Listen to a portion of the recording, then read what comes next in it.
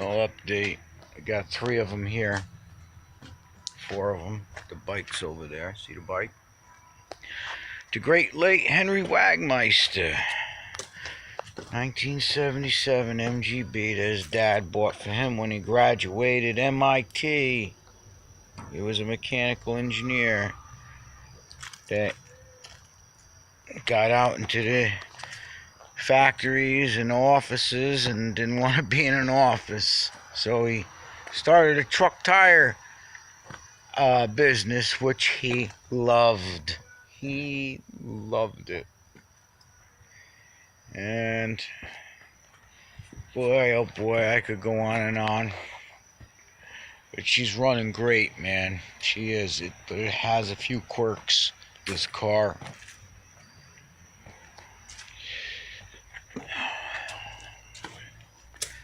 '83 Jeep J10 Gladiator. What a truck this is. This truck is incredible.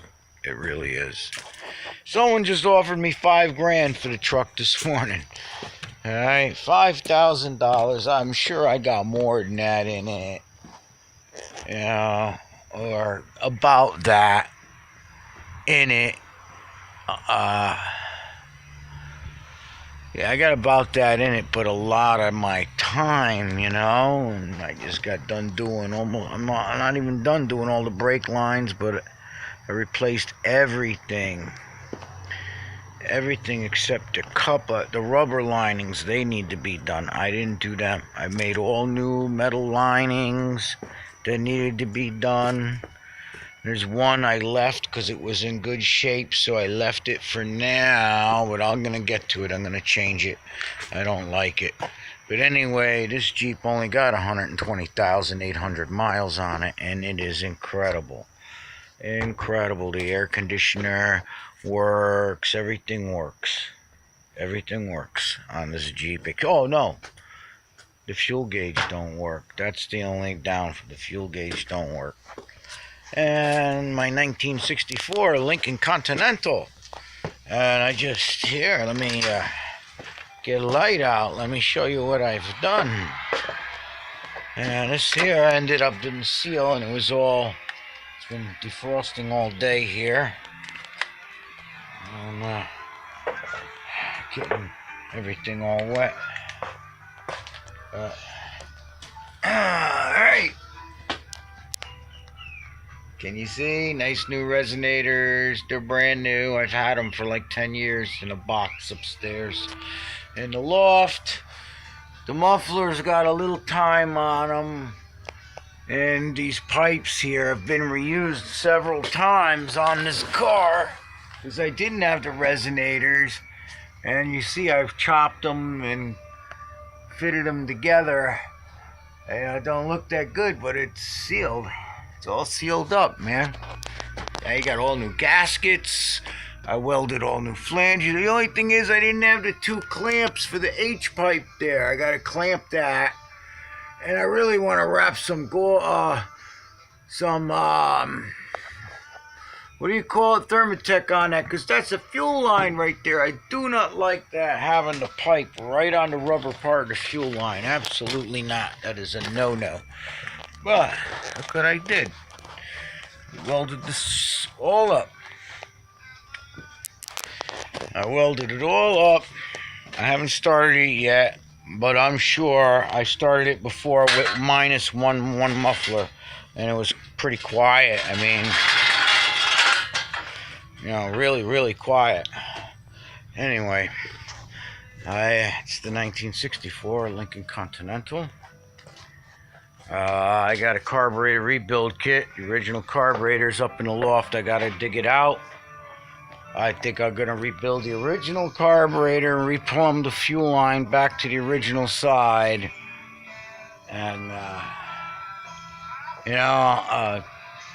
she'll run better with the AC on. Because with the Elderbrock carburetor, it don't function right with air conditioning. They're not made to work with air conditioning. The air horn doesn't have the gap at the top of the air horn for the little sensor hose to go in, you know. The original carburetor does. Anyway, it's pretty much all original, and I just upgraded the brakes to his 1967 master cylinder, and that's it. It's the only upgrade I've done. This car has, the judges at the show told me, because they flipped over this Lincoln. You know, they told me it has the original brake drums that it had on it when it was in the showroom. And the Barrett Jackson people, they wanted to buy it. And they offered me $40,000 cash on the spot. And I had rot holes in her. There's still a rot hole in it underneath. I gotta fix it. This had to be repaired on each side. It was all rotted out. Alright, and the paint was all cracked everywhere. Alright, they offered me $40,000 for this car. That's how impressed they were with this car. They told me, fix it up, you get 80, 100,000 or more. You bring it to one of our auctions, they told me. I don't know, if I get desperate, that's what I'm gonna do with her, but I really like her. I just found a few things I didn't like. That's why I just spent a lot of money and fixed her up, because she barely got 10,000 miles. And the engine rebuilder didn't use exhaust manifold gaskets, wrong hardware, improperly installed. I didn't know it. It didn't leak though. It was good for a while, you know, but all of a sudden this thing started leaking all over the place, running terrible.